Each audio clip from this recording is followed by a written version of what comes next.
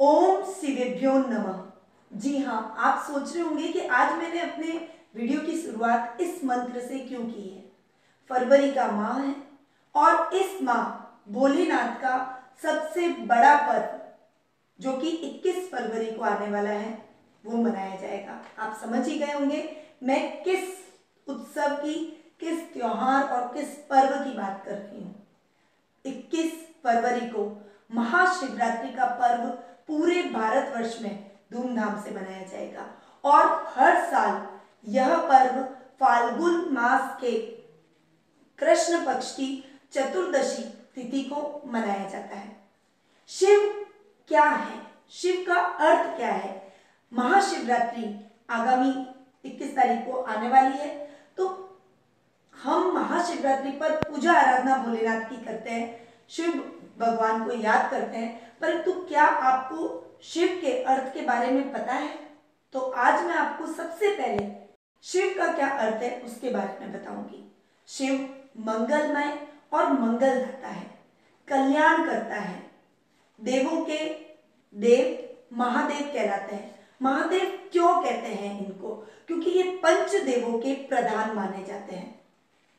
वेदों में आगम और निगम शास्त्रों के अधिष्ठाता भी भोलेनाथ को माना जाता है। भोलेनाथ यानी शिव का अर्थ अजन्मा, अव्यक्त, अनंत, ब्रह्मांड के सृजनकर्ता, सृष्टि के पालन करता और संहारक के रूप में भगवान भोलेनाथ को देखा जाता है और सही मायने में शिव का यही वास्तविक अर्थ है। महाशिवरात्रि के दिन हम भोलेनाथ के प्रतिरूप यानी शिवलिंग की पूजा आराधना करते हैं। शिवलिंग की हम पूजा आराधना क्यों करते हैं? शिवलिंग का मतलब होता है बिंदु नाद। बिंदु का मतलब होता है देवी और नाद का मतलब होता है शिव, और इन दोनों शब्दों से मिलकर, बिंदु नाद से मिलकर शिवलिंग बना है। तो शिवलिंग का वास्तविक अर्थ है आदि और अनंत, यानी आदि शक्ति और देवों के देव शिव का जब मिलन हुआ तो शिवलिंग की उत्पत्ति हुई। और इस चतुर्दशी के दिन ही भोलेनाथ हमारे धरती पर शिवलिंग के रूप में स्थापित हुए। इसीलिए इस महापर्व को हम इस शिवलिंग पर रुद्राभिषेक करके, शिवलिंग की पूजा आराधना करके मनाते हैं। ये भोलेनाथ के प्रतिरूप माने जाते हैं। तो अब आज आपने ये जाना होगा कि शिवलिंग का वास्तविक अर्थ क्या है। देखिए, महाशिवरात्रि के दिन हम शिवलिंग की पूजा आराधना करते हैं, पर हमें किन किन चीजों से पूजा आराधना भोलेनाथ की करनी चाहिए। 6 पूजा आराधना में अमूल्य मंत्र और विधि होती है जिसके द्वारा शिवलिंग की पूजा आराधना की जाती है। और महाशिवरात्रि के दिन यदि आप इन 6 तत्वों का इस्तेमाल करके पूजा आराधना भोलेनाथ की करते हैं, यानी 6 उपचार विधि के द्वारा भोलेनाथ की पूजा आराधना करते हैं, तो आपको भोलेनाथ का विशेष आशीर्वाद प्राप्त होता है। तो आप इसको नोट डाउन कर सकते हैं। ये 6 षडोपचार विधि क्या है? सबसे पहले रुद्राभिषेक। रुद्राभिषेक से व्यक्ति की आत्मशुद्धि हो जाती है। गंध अर्पित करने से उसे पुण्य की प्राप्ति होती है। भोलेनाथ हमें पुण्य प्रदान करते हैं। नैवेद्य भोलेनाथ को निवेदित करने से हमारी आयु में वृद्धि होती है। धूप से हमें धन की प्राप्ति होती है और हमारे धन में वृद्धि होती है, हमारे वैभव में वृद्धि होती है। दीप प्रज्वलन करने से हमें ज्ञान की प्राप्ति होती है, हमारे ज्ञान में वृद्धि होती है, हमारे ज्ञान तंतु शरीर के वो जागृत हो जाते हैं और हमें भोलेनाथ की विशेष कृपा और उनका सही अर्थ प्राप्त होता है। तांबूल से हमें भोग की उपलब्धि होती है। तो ये षडोपचार विधि से यदि हम महाशिवरात्रि के दिन भोलेनाथ की पूजा आराधना करते हैं तो हमें भोलेनाथ की विशेष कृपा प्राप्त होती है और इन सभी चीजों का क्या महत्व है, इनका क्या अर्थ है और इनसे हमें क्या प्राप्त होता है, ये मैंने अभी आपको बताया। ये विधि से पूजन हम भोलेनाथ का महाशिवरात्रि के दिन करते हैं। उसके बाद हमें ओम शिवेभ्यो नमः, जो कि मैंने वीडियो के प्रारंभ में मंत्र का उच्चारण किया, इस मंत्र का उच्चारण आपको महाशिवरात्रि के दिन करना है। ओम शिवेभ्यो नमः मंत्र का उच्चारण रुद्राक्ष की माला से करें। उसके पश्चात शिव पंचाक्षर स्तोत्र, रुद्र गायत्री, रुद्राष्टकम, लिंगाष्टकम, शिव महिम्न स्तोत्र, इन सभी का पाठ विशेष फलदायी महाशिवरात्रि के दिन रहता है। देखिए बहुत सारे ये श्लोक हैं, मंत्र है, कई बार समय की कमी के कारण या फिर हम इनका उच्चारण शुद्ध तरीके से नहीं कर पाते हैं, इनका उच्चारण करने में असमर्थ रहते हैं, इसीलिए हम इनका उच्चारण नहीं कर पाते हैं। तो यदि आप इस महाशिवरात्रि इन सभी का उच्चारण अगर नहीं भी कर पाए, ओम नमः शिवाय का जाप कीजिए। और ओम नमः शिवाय का भी जाप करने में अगर आप असमर्थ हैं तो भोलेनाथ का बीज मंत्र, जिसे हम एकाक्षरी मंत्र के नाम से जानते हैं, ओम, उसका उच्चारण इस महाशिवरात्रि के दिन जरूर करना चाहिए। ओम शब्द में इतनी शक्ति है कि वो विश्व की पूरी सृष्टि को एक साथ समाहित अपने आप में कर लेता है। इसी से सृष्टि का प्रारंभ हुआ है और इसी से सृष्टि की समाप्ति हुई है। यानी प्रारंभिक शब्द भी ओम है और अंतिम शब्द भी ओम पर ही जाकर खत्म होता है। सृष्टि की जब रचना हुई थी तो सबसे पहला अक्षर, पहला नामाक्षर ओम उत्पन्न हुआ था। ओम का अपना एक विशेष महत्व है। ओम के नाद से हमारे शरीर में उत्पन्न जो रोगाणु हैं उनका नाश होता है। ओम के उच्चारण से हमारा कॉन्फिडेंस बनता है, हमारी मानसिक शांति में वृद्धि होती है, एकाग्रता हमारी बढ़ती है। ओम के उच्चारण में वह ताकत है कि समस्त रोगों से लड़ने की एक इस छोटे से अक्षर में शक्ति होती है। इसीलिए ये भोलेनाथ का बीज मंत्र माना जाता है। तो इस महाशिवरात्रि आप और कुछ न कर पाए तो पूरे दिन ओम मंत्र का उच्चारण अपने मन में जरूर करें। अब ओम मंत्र को हम कई तरीकों से इस्तेमाल करके हमारे जीवन में आ रही समस्याओं का समाधान कर सकते हैं। तो इस महाशिवरात्रि पर ओम का उच्चारण किस प्रकार से करें कि आपके जीवन में कई प्रकार की समस्याओं का निवारण हो जाए, ये अब मैं आपको बताऊंगी। सबसे पहले यदि आपके घर में कोई बच्चा पढ़ाई में कमजोर है, उसका पढ़ाई में मन नहीं लग रहा है, बुद्धि से उसको जल्दी भूलने की बीमारी है, यानी याददाश्त उसकी कमजोर है, तो आपको केसरिया रंग से ओम को जरूर लिखना चाहिए। वो केसर चंदन जो आता है उससे आप ओम अक्षर को किसी भी सफेद कागज पे अवतरित कर दें, उसको अंकित कर दें। उसके बाद में उस बच्चे के सामने उस पेपर को रख दें और उस बच्चे को उस ओम के ऊपर ध्यान केंद्रित करने के लिए बोलें। उसे बोलें कि वो अपने आज्ञा चक्र यानी मस्तक के एकदम बीचों बीच ललाट में इस ओम अक्षर को केंद्रित करें। इस अक्षर का ध्यान लगाने के बाद में उस बच्चे की बुद्धि बहुत ही प्रखर होगी, उसका कंसंट्रेशन बढ़ेगा, पढ़ाई में वो धीरे धीरे तेज होने लगेगा।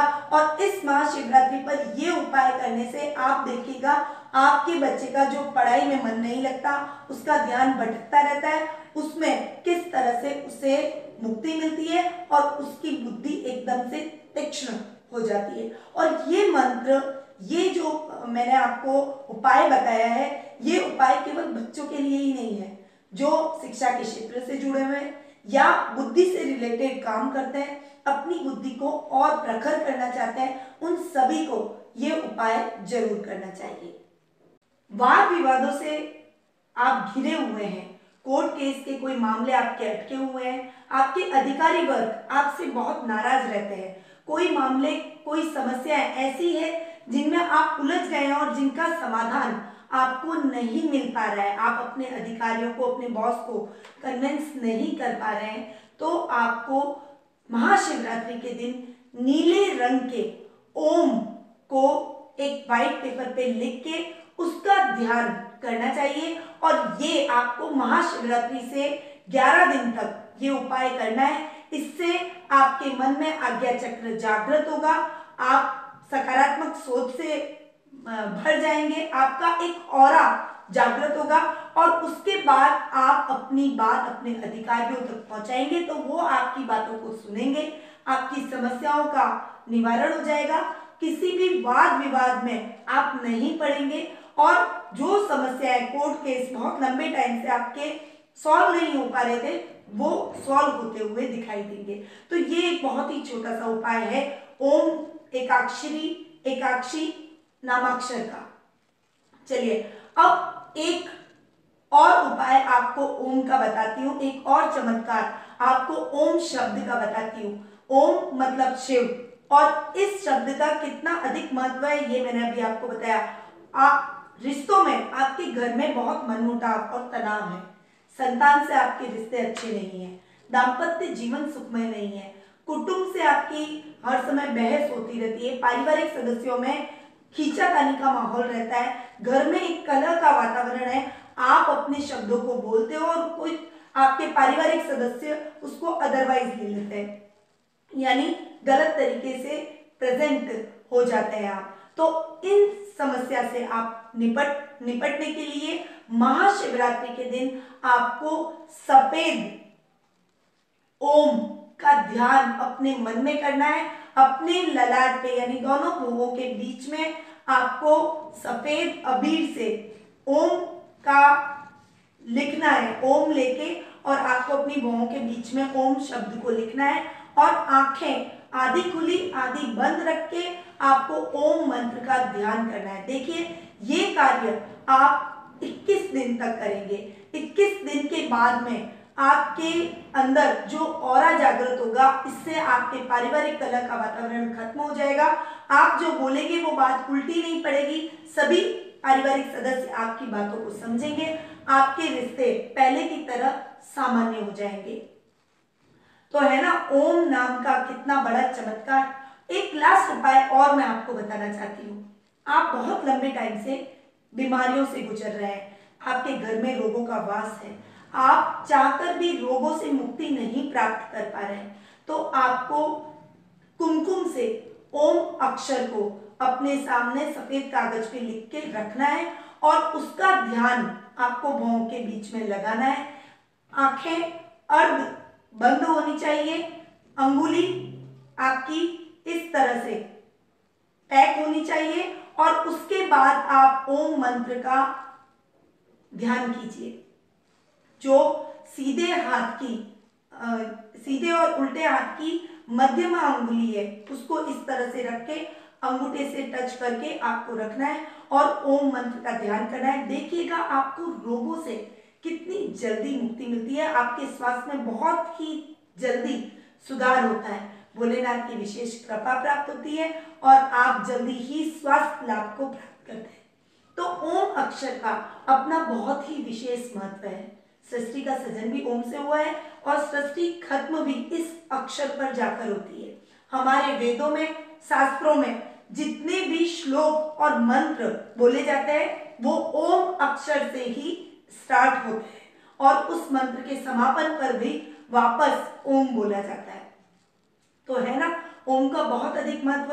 और ये ओम नहीं है, ये साक्षात शिव के स्वरूप है, ये शिव ही है जिनका उच्चारण हम अपने मन में करते हैं, हर मंत्र के आगे लगाते हैं, हर मंत्र के लास्ट में लगाते हैं।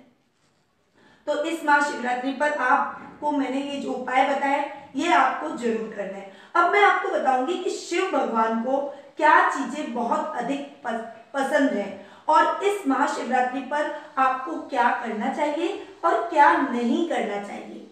मैंने आपको पहले ही आपको बता दिया है, षडोपचार विधि से आप भोलेनाथ की पूजा आराधना करें। अब पूजा में ये चीजें तो आपको 6 चीजें जो मैंने आपको बताई वो तो आपको इस्तेमाल करनी ही है। उसके अलावा भोलेनाथ को बिलपत्र बहुत ही प्रिय है।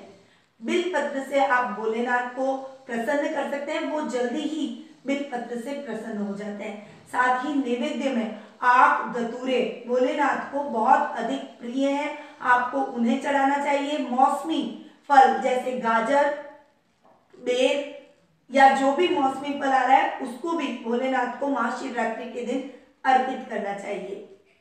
भोलेनाथ को महाशिवरात्रि के दिन, मतलब महाशिवरात्रि का एक दिन ऐसा होता है जिस दिन भोलेनाथ को कुमकुम चढ़ाया जाता है, क्योंकि इस दिन भोलेनाथ का माता पार्वती के साथ में विवाह हुआ था, इसीलिए केवल महाशिवरात्रि के दिन ही कुमकुम भोलेनाथ को चढ़ा सकते हैं। इसीलिए महाशिवरात्रि के दिन कुमकुम भोलेनाथ को अवश्य चढ़ाएं।